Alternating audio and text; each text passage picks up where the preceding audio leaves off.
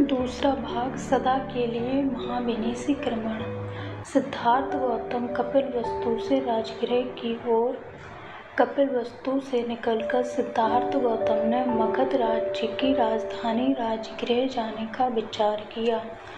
उस समय राजा बिम्बिसार का राज्य था। एक ऐसा समय स्थान था जिसे महान दार्शनिक चिंतक आचार्यों ने अपना मुख्यालय बनाया हुआ था। इस विचार से उसने गंगा नदी पार करने में तेज धारा की भी परवाह नहीं की। रास्ते में वह एक ब्राह्मण स्त्री सखी के आश्रम पर रुका। इसके बाद पद्मा नाम की एक दूसरी ब्राह्मण स्त्री के आश्रम पर रुका और तब रेवात नाम के ब्राह्मण ऋषि के आश्रम पर रुका। सभी ने उसका आतिथ्य किया। अन्य सभी व्यक्तियों को मात देता हुआ उसका व्यक्तित्व, उसकी तेज सुदशा और उसके अनुपम सौंदर्य को देखकर उस क्षेत्र के सभी लोगों को आश्चर्य हो रहा था कि उसने सन्यासी के वस्त्र क्यों धारण किए हुए थे। उसे देखकर अन्यत्र जाता हुआ व्यक्ति वहीं खड़ा रह गया जो वहां खड़ा था। वह उसके पीछे हो लिया जो धीरे धीरे और गंभीरता से चल रहा था।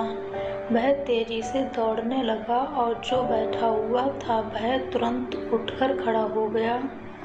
कुछ ने उसे हाथ जोड़कर उसका सत्कार किया, कुछ ने उसे सिर झुकाकर पूजा करते हुए उन्हें नमस्कार किया, कुछ ने उन्हें प्रेम वचनों से संबोधित किया। कोई एक भी ऐसा नहीं था जिसने उसके प्रति अपना आदर भावना दिखाया हो। जो रंग बिरंगे कपड़े पहने थे वे उसे देखकर लज्जित हो गए। जो व्यर्थ प्रलाप कर रहे थे वे चुप हो गए। कोई भी ऐसा न था जिसके मन में अशोभनीय विचार आए हों। उसकी भौहें, उसका माथा, उसका मुख, उसका शरीर, उसका हाथ, उसके पाँव, उसकी चाल ढाल, उसके शरीर का कोई भी अंग जिस किसी ने भी देखा वह मंत्र मुग्ध की तरह खड़ा रह गया। बहुत लंबी और कठिन यात्रा तय करने के बाद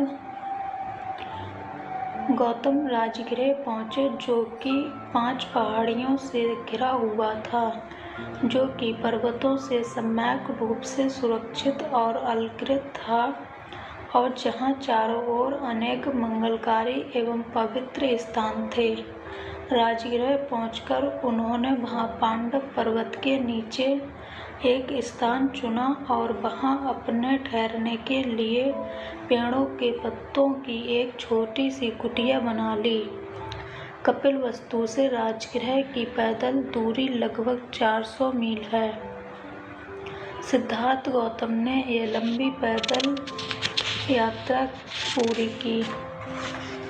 मगध राज्य राजा बिम्बिसार और सिद्धार्थ का मिलन। दूसरे दिन वे उठे और भिक्षा पात्र हाथ में लिए भिक्षाटन के लिए नगर की ओर चल पड़े।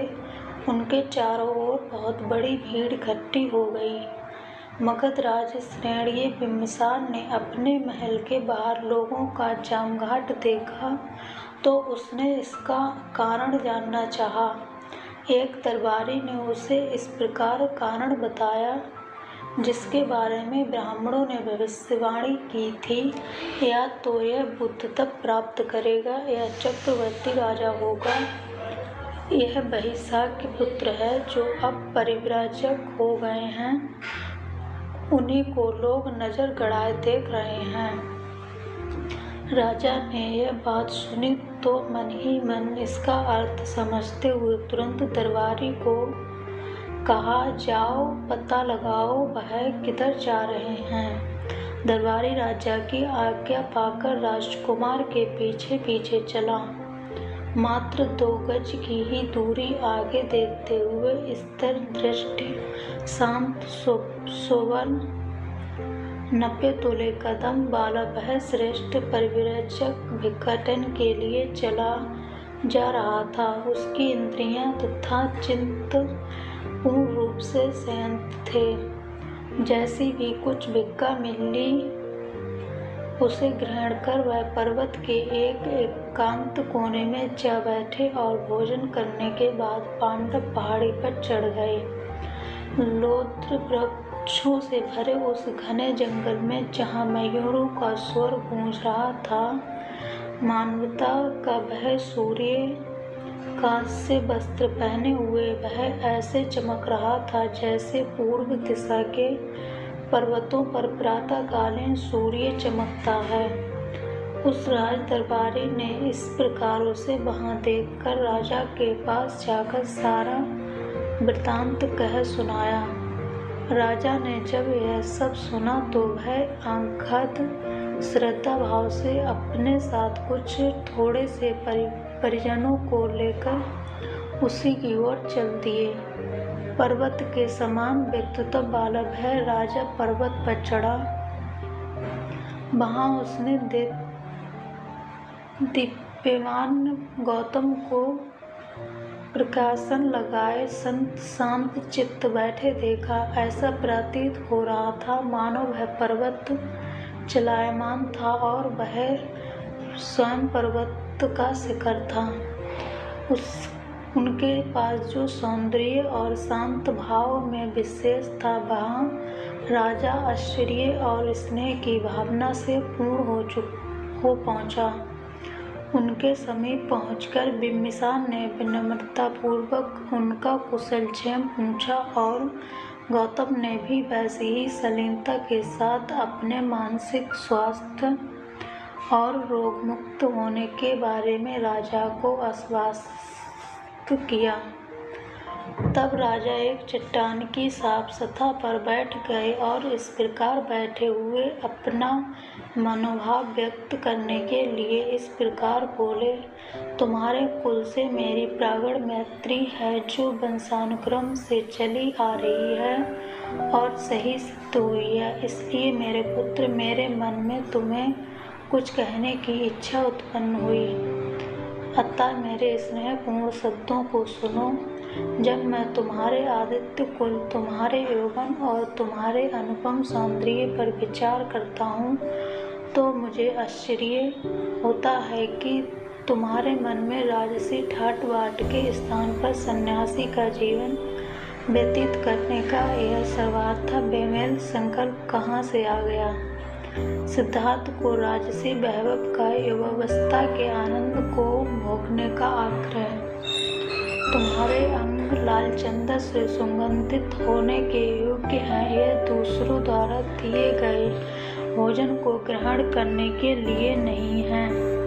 इसलिए हे भद्र तरुण, यदि तुम अपना प्रेतक राज्य नहीं जाना चाहते हो तो उदारता दिखलाते हुए मेरा आधार राज्य तुरंत स्वीकार कर लो। मैं तुम्हें अपना आधा राज्य देता हूँ, इसे ग्रहण करने की कृपा करें। यदि ऐसा करोगे तो इससे तुम्हारे स्वजनों को किसी प्रकार का दुख नहीं होगा। समय बीतने पर अंत में साम्राज्य शक्ति शांत चित्त की ही शरण ग्रहण करती है। इसलिए प्रसन्नतापूर्वक मेरे प्रति सहायता दिखाओ। सत्पुरुषों की सहायता से सत्पुरुषों की समृद्धि बहुत शक्ति संपन्न हो जाती है। यदि अपने कुलाभिमान के कारण मेरा कहना अमान्य हो तो अनंत में सेनाओं पर धनुष बाण के साथ झपट पड़ो और अपना मित्र समझकर मेरी सहायता से अपने बैरियों पर विजय प्राप्त करो। इसलिए इन विकल्पों में से किसी एक को चुन लो। धार्मिक पुण्य, धन दौलत तथा सुख के नियमानुसार कार्य करो। प्रेम तथा आराम का विपरीत क्रम में पालन करो। धर्म, अर्थ, काम ही जीवन के 3 उद्देश्य हैं। जब आदमी मरता है तो जहाँ तक इस संसार का संबंध है सभी कुछ निरोध को प्राप्त हो जाता है। इसलिए जीवन के इन तीनों पुरुषार्थ उद्देश्यों का पालन करो और अपने व्यक्तित्व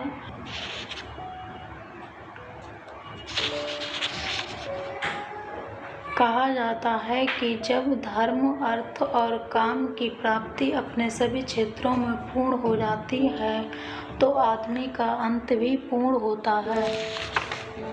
धनुष बाण धारण करने में सामर्थ्य इन बाहुबली भुजाओं को बेकार न होने दो।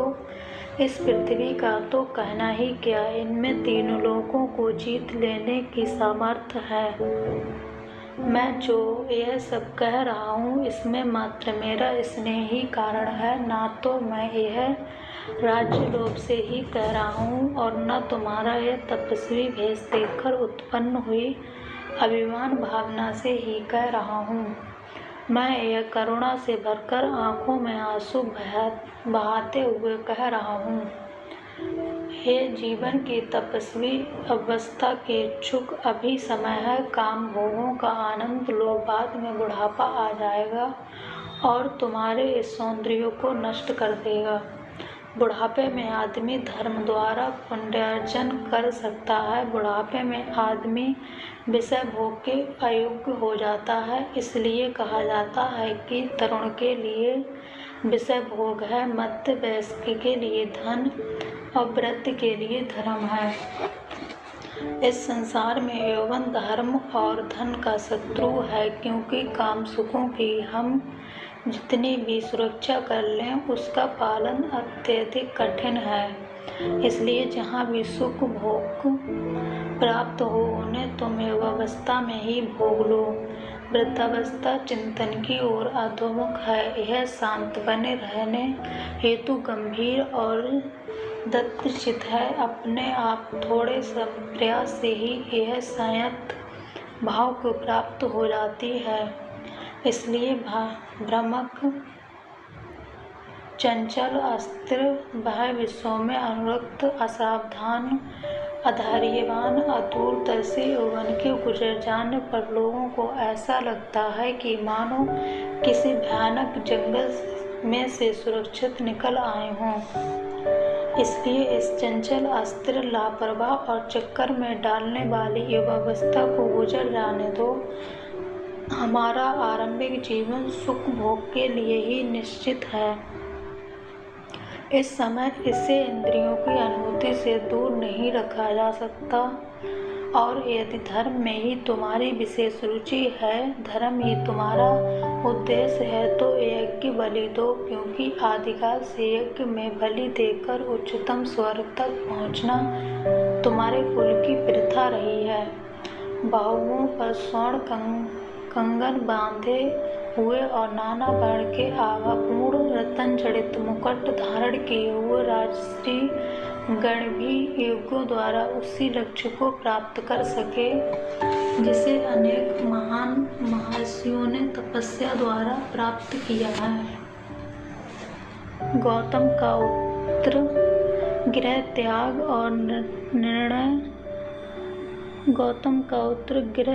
का निर्णय पर्वत की तरह अडिग। मगध के राजा ने स्पष्टता और दृढ़ता के साथ इंद्र के समान ऐसा कहा, किंतु यह सुनकर भी कुमार अपने निश्चय से विचलित नहीं हुए। वह पर्वत के समान अचल ही थे। मगध राज द्वारा इस तरह संबोधित किए जाने पर गौतम ने स्वयं शांत स्तर और मुख पर मैत्री भाव लिए हुए दृढ़ संकल्प शब्दों में उत्तर दिया। राजन, आपने जो कुछ कहा है वह आपके लिए ये विचित्र बात नहीं है। आपका जन्म उस महान कुल में हुआ है जिसका राजचिन्ह सिंह है। आप मित्रों के हित चिंतक हैं। आपके लिए ये स्वाभाविक ही है कि जो आपके मित्र जैसा हो उससे आप उसी तरह व्यवहार करें। सुशीलों की कुलागत मैत्री शीघ्र ही नष्ट हो धूमिल हो जाती है। सुशील ही है जो नए मैत्रीपूर्ण व्यवहार से अपने पुरखों की पुरानी परंपरागत मैत्री में वृद्धि करते रहते हैं, किंतु जो प्रतिकूल परिस्थितियों में भी अपने मित्रों के साथ समान व्यवहार करते हैं, जो मैत्री का त्याग नहीं करते, मैं उन्हें हृदय से आदर करते हुए सच्चा मित्र समझता हूँ। वैभव और समृद्धि की स्थिति में तो कौन मित्र नहीं बना रहता। इसलिए संसार में संपत्ति प्राप्त होने पर जो अपने मित्रों के लिए तथा धर्म के निमित्त उसका उपयोग करते हैं, उन्हीं की संपत्ति सार्थक है, और जब इसका विनाश भी होता है तब भी ये दुखजनक नहीं सिद्ध होती, पीड़ा नहीं होती। हे राजन, आपने जो कुछ भी मेरे बारे में कहा वह आपकी उदारता और मैत्री का ही परिणाम है। मैं भी शिष्टाचार तथा मैत्रीपूर्ण ढंग से ही आपके साथ वार्ता करूँगा। मेरे उत्तर में अन्य और कुछ भी नहीं होगा। मुझे ना तो सांपों से उतना भय लगता है, न आकाश से गिरने वाली बिजली से, और न वायुओं के झोंकों से उठने वाली आग की लपटों से ही इतना भय लगता है जितना भय इन सांसारिक विषयों से लगता है। ये अस्थिर आनंद व विषय तो हमारे सुख और संपत्ति के विनाशक हैं, जो संसार में अंतः शून्य और माया के सादृश्य खोखले हैं। ये सुखों के आशाकाल में ही आदमी के चित्त को सम्मोहित कर लेते हैं। जब वे चित्त को ग्रास्त कर लेते हैं तब तो उनका कहना ही क्या। संसारिक सुखों के शिकार हुए लोग देवलोक में भी प्रसन्नता, संतोष और सुख प्राप्त नहीं कर पाते। मृत्यु लोक की तो बात ही क्या। सुखों की कामना करने वाले की प्यास उसी प्रकार कभी नहीं बुझती जैसे कि ईंधन के साथ वायु प्रेरित आग। विषयों से बढ़कर संसार में कोई व्यक्ति नहीं है। अविद्या के कारण लोग उनमें अनुरक्त होते हैं। जब सच्चाई पता चलती है तो वे भयभीत होते हैं। कौन बुद्धिमान व्यक्ति विषयों की कामना करेगा। समुद्र से घिरी सारी पृथ्वी जीत लेने पर भी राजा लोग समुद्र के दूसरी ओर विजयी होने की कामना करते हैं। जिस प्रकार अपने में गिरने वाली नदियों से समुद्र अतृप्त ही रहता है, उसी प्रकार आदमी की कभी भी विषयों से तृप्ति नहीं होती। आकाश से स्वर्ण वर्षा हो जाने पर भी, महाद्वीपों को जीत लेने पर और शक्र का आधा राज्य हस्तगत हो जाने पर भी राजा मानदानता की सांसारिक विषयों में तृष्णा पूरी तरह बनी रही। स्वर्ण लोक में देवताओं के राज्य का भोग करते हुए भी वीरभद्र के भय के मारे इंद्र ने अपने आप को छिपा लिया था। अहंकार के वशीभूत होकर बड़े बड़े ऋषियों से अपनी पालकी उठवा कर भी नहुस विषयों में अतृप्ति ही रहा था। इन विषय भोग नामधारी शत्रुओं की कौन कामना करेगा, जिन्होंने ऐसे ऋषियों को भी जीत लिया जो अन्य लक्ष्यों की प्राप्ति में लगे थे, जो बाकाल वस्त्र धारण करते थे, जिनका जड़ फल मूल और जल ही भोजन था। उनकी सांपों जैसे लिपटी हुई लंबी जटाएं थीं। संसार के काम भोग आनंद के स्रोत नहीं। भोगों में लिप्त तथा संसारिक विषयों की प्राप्ति में संलग्न मनुष्यों के दुखों की जानकारी हो जाने पर यह संत लोगों के योग्य है कि विषयों को त्याग दे। विषयों में लिप्त मनुष्य के लिए विषय संबंधी सफलता भी एक व्यक्ति ही है, क्योंकि इच्छित विषय की प्राप्ति होने पर वह उसमें मत्तम हो जाता है और मन्मत्त हो वह ऐसा करता है जो उसे नहीं करना चाहिए, और इससे आहत होकर वह अंततः भयानक दुख को प्राप्त होता है। यह काम विषय जो बड़े ही प्रयास व परिश्रम से प्राप्त किए जाते हैं, जो बाद में धोखा देकर जहाँ से आते हैं वहीं लौट जाते हैं। यह भोग विलास थोड़ी देर के लिए उधार लेने जैसे ही होते हैं। कोई बुद्धिमान जो स्वसंयमी आत्मसंयमी है इनमें आनंद मनाएगा।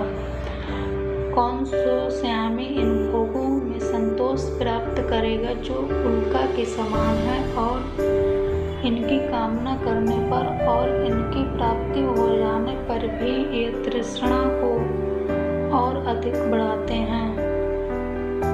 कौन सो शांत आदमी इन विषयों में संतोष पा सकता है जो फेंके हुए मांस के समान है और जो राजाओं से लेकर सभी के दुख का कारण होते हैं। कौन बुद्धिमान शांत व्यक्ति इन्हें प्राप्त कर संतुष्ट होगा। कौन सो शांत आदमी इन विषयों में संतोष प्राप्त कर सकता है जो काम विषय इंद्रियों की तरह नाशवान है और जो लिप्त होने वालों के लिए विपत्ति ही लाते हैं। स्वयं संयमी आदमी जिनका चित्त इन काम विषयों में से डसा जाता है वे विनाश को प्राप्त होते हैं और उन्हें आनंद कभी नहीं मिलता। कौन सो संयमी आदमी इन विषयों में संतुष्ट होगा जो क्रोध और निर्दयी सर्प के समान है। इन काम विषयों को भोगने से भी वैसे ही तृप्ति नहीं होती जैसे भूख से मर रहा एक कुत्ता हड्डी को चाट रहा हो। कौन सो संयमी आदमी इन भोगों से संतुष्ट होगा जो सूखी हड्डियों के पंजर के समान है जिसकी बुद्धि पर भोगों के कारण पर्दा पड़ गया हो, जो अभागा तृष्णा एवं आशा का दास हो। वह इन भोगों के कारण संसार में जीते हुए भी मृत्यु की पीड़ा पाता है। गीतों के आकर्षण से हिरण विनाश को प्राप्त होते हैं। दीपक की चमक के कारण पतंगे आग में जल मरते हैं। मांस लोभी मछली लोहे का कांटा निकल जाती है। इसलिए संसार के काम भोग का अंत दुखद ही होता है। सामान्यतः कहा जाता है कि काम भोग आनंद के लिए हैं, किंतु यदि विचार कर देखा जाए तो उनमें से कोई भी भोग्य पदार्थ सुखद नहीं है। अच्छे अच्छे कपड़े और शेष वस्तुएं सभी मात्र दुख के हेतु कारण ही हैं। पानी प्यास बुझाने के लिए होता है, उसी प्रकार भोजन भूख मिटाने के लिए, घर हवा धूप व वर्षा से बचने के लिए, वस्त्र शीत से रक्षा करने के लिए तथा नग्नता ढकने के लिए होते हैं।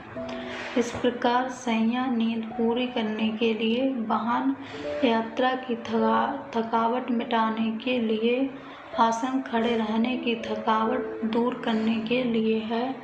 इसी प्रकार स्नान शरीर शुद्धि और स्वास्थ्य का साधन है।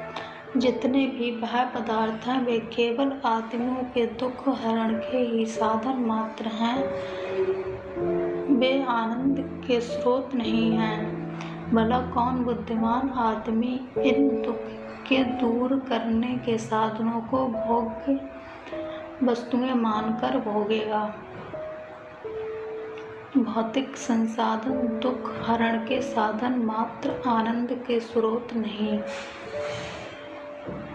जो आदमी सन्निपत ज्वर से ग्रस्त होने पर ठंडी पट्टी आदि को भोग्य वस्तु मान बैठता है, जबकि वे केवल पीड़ा को दूर करने के ही उपाय हैं, ऐसा नहीं आदमी इन काम विषयों को आनंद का नाम दे सकता है,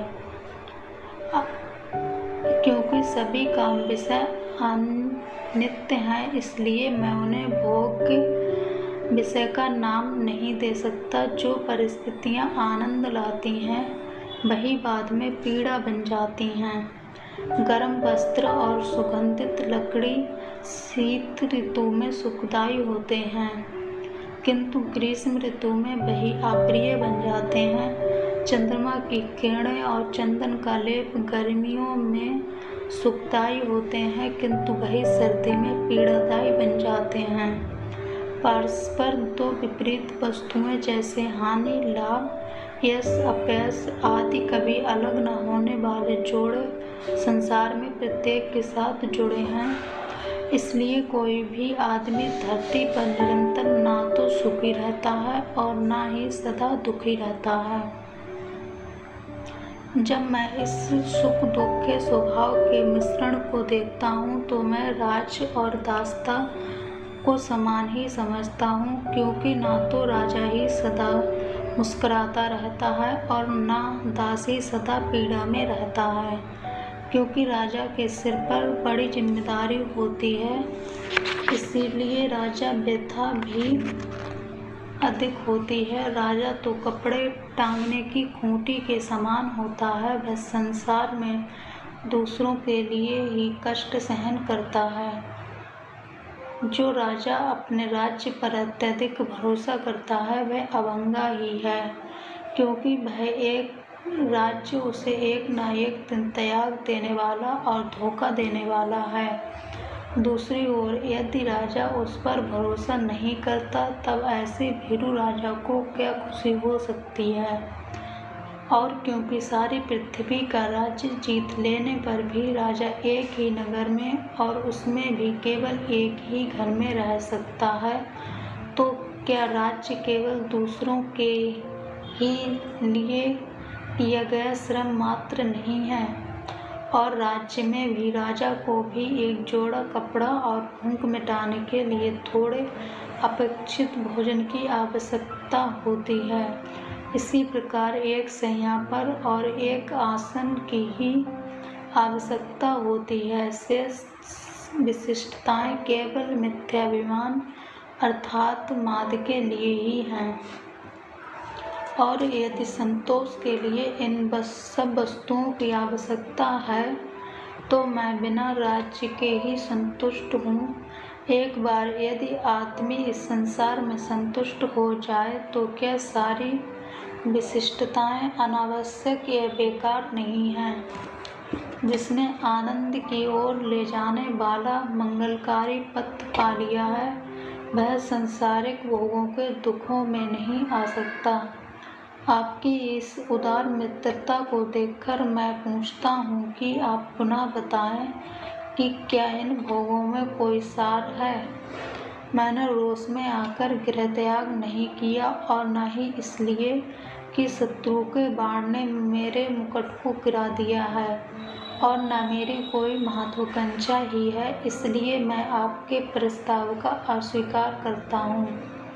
जो कोई किसी क्रोध विषैले सर्प अथवा तेज चलती हुई अग्नि की लपटों से एक बार बचने के बाद फिर उसी में पड़ने की इच्छा करता है, उसी प्रकार एक बार काम विषयों को त्यागने के पश्चात उनको फिर से भोगने की इच्छा कौन करेगा?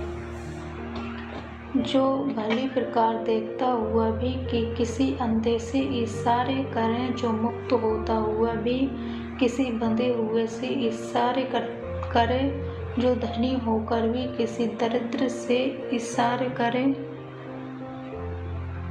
जो स्वस्थ होकर भी किसी पागल से इशारे करे। मैं कहता हूँ कि केवल ऐसा ही कोई किसी विषय शक्ति से इशारे करेगा। हे मेरे मित्र, जो भिखारी हैं वह दया का पात्र नहीं है। जिससे इस लोक में परम सुख प्राप्त है, परम शांति प्राप्त है, उसके आगे के लिए भी उसके सब दुख समाप्त हो चुके हैं। किंतु दया तो उस पर आनी चाहिए जो बहुत धन राशि के होते हुए भी तृष्णा के वशीभूत है, जिससे इस लोक में शांति सुख प्राप्त नहीं है और इसके बाद भी दुख अनुभव करता है। जो कुछ आपने मुझसे कहा वह आपके आचरण, आपकी जीवनचर्या और आपके कुल के अनुरूप और अपने निश्चय पर दृढ़ रहना मेरे आचरण, मेरी जीवनचर्या और मेरे कुल के अनुरूप है। राजा बिम्बिसार को गौतम का उत्तर मानव कल्याण के लिए गृह त्याग। मैं संसार के कलहों से आहत हूँ, मैं शांति पाने की इच्छा से गृह त्याग कर आया हूँ। धरती के दुख से बचने के लिए मैं दिव्य लोक का राज्य भी नहीं चाहूँगा। हे राजन, जैसा कि आपने कहा है कि धर्म, अर्थ और काम ही मनुष्य के लिए उत्कृष्ट लक्ष्य है, और आपका यह भी कहना है कि मैं जिसकी खोज कर रहा हूँ वह दुख है, तो आपके तीनों लक्ष्य भी नाशवान और असंतोष कारक हैं। और जो आपका यह कहना है कि वृद्धावस्था आने तक प्रतीक्षा करनी चाहिए क्योंकि तरुणाई अनित्य है, उसका कोई ठिकाना नहीं है, तो आपका यह कथन ही सुनिश्चित नहीं है क्योंकि तरुणाई भी स्थिर व दृढ़ हो सकती है और वृद्धावस्था अनिश्चित। लेकिन जब मृत्यु बिना आयु को देखे किसी को भी अपने वश में कर सकती है, तो कोई भी शांति का इच्छुक बुद्धिमान किस प्रकार वृद्धावस्था की प्रतीक्षा कर सकता है, जबकि यह जानता ही नहीं कि मृत्यु किस घड़ी आ दबोचेगी।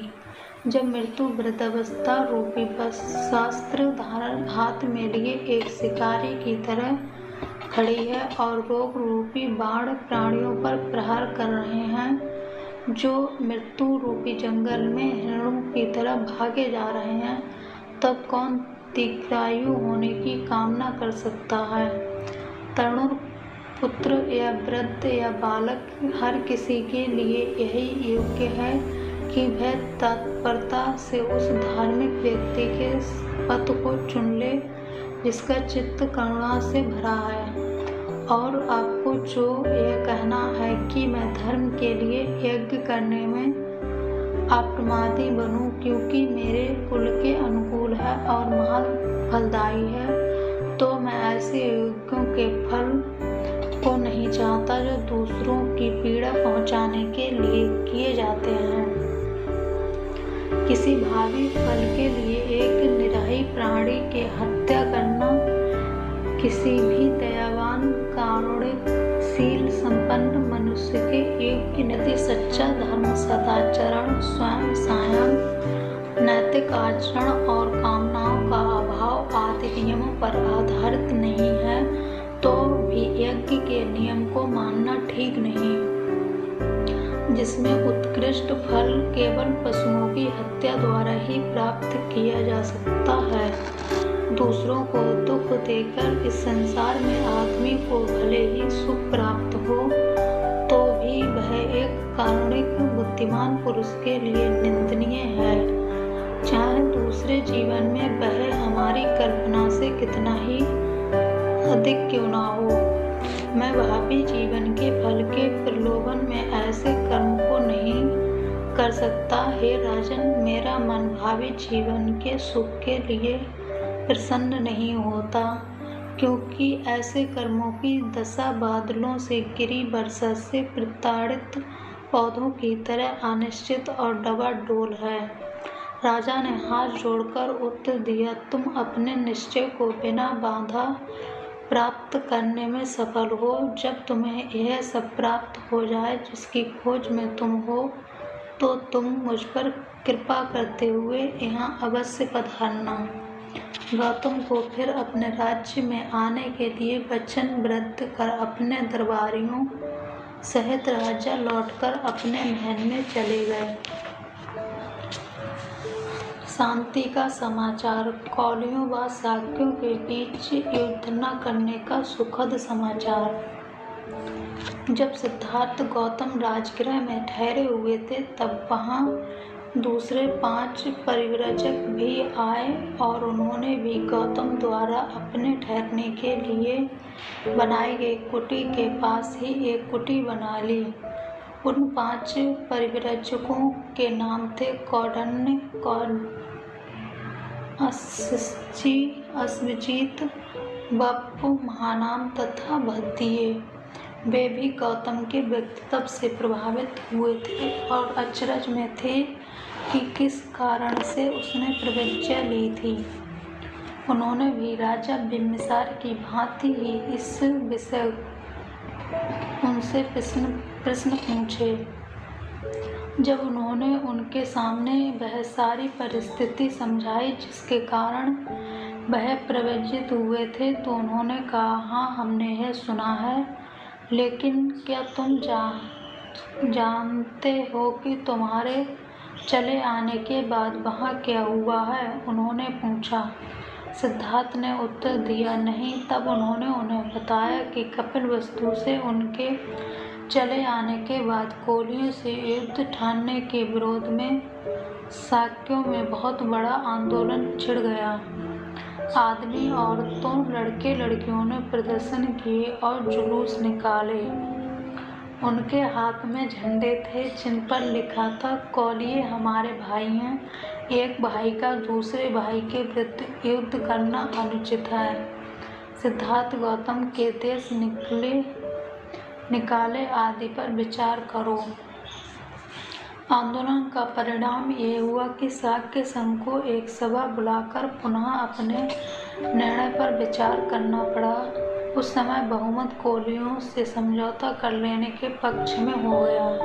शाक्य संघ ने 5 राज्यों को अपना दूत चुनने का निर्णय लिया और उन्हें यह काम सौंपा गया कि वे कोलियों के साथ संधि बर्ता करें। जब कोलियों को इसका पता चला तो वे बहुत प्रसन्न हुए। उन्होंने भी अपने 5 कोलियों को चुना ताकि वे शाक्यों के दूतों के साथ संधि बर्ता चलाएं।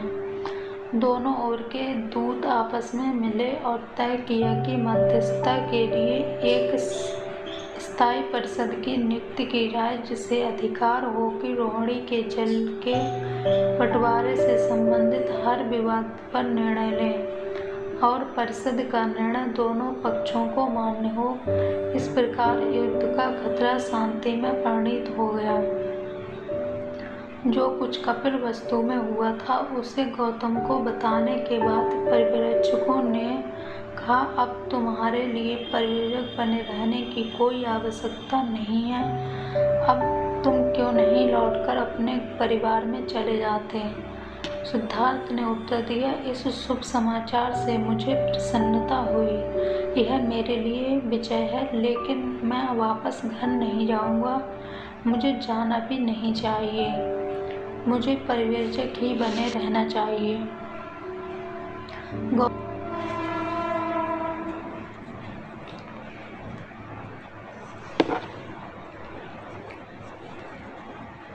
गौतम ने उन 5 पर्यवेक्षकों से पूछा, तुम्हारा क्या कार्यक्रम है? उन्होंने उत्तर दिया, हमने तपस्या करने का निश्चय किया है। तुम भी हमारे साथ क्यों नहीं शामिल हो जाते? सिद्धार्थ ने कहा, एक एक करके पहले मुझे दूसरे पथों की जानकारी प्राप्त करनी चाहिए। तब 5 पर्यवेक्षक वहां से चले गए। समस्या की नई पृष्ठभूमि। सिद्धार्थ को सामाजिक संघर्ष का समाधान खोजना था।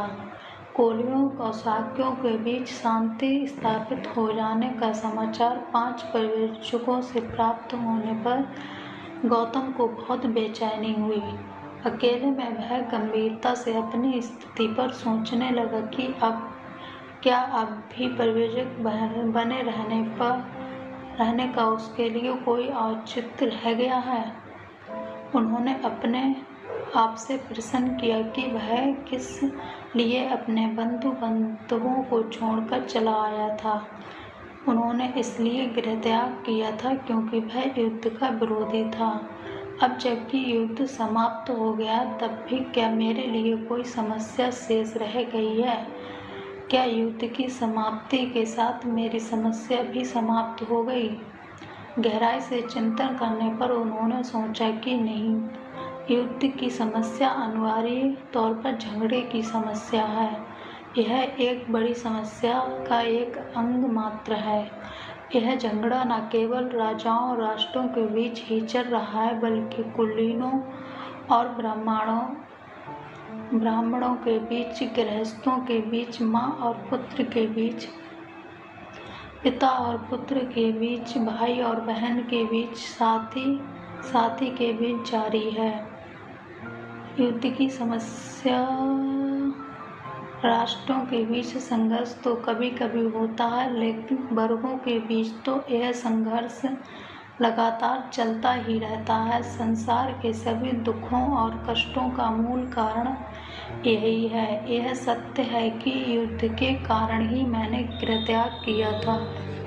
यद्यपि शाक्यों और कोलियों के बीच युद्ध समाप्त हो गया है, तो मैं घर ही नहीं लौट सकता। मैं देख रहा हूँ कि मेरी समस्या ने अब व्यापक रूप धारण कर लिया है। मुझे सामाजिक संघर्ष की इस समस्या का हल खोजना है। पुराने स्थापित परंपरागत दर्शन इस सामाजिक संघर्ष की समस्या का हल कहाँ तक बताते हैं? क्या वह इन सामाजिक दर्शनों में से किसी एक को स्वीकार कर सकता है? वह हर परंपरा का स्वयं परीक्षण करने के लिए दृढ़ संकल्प था।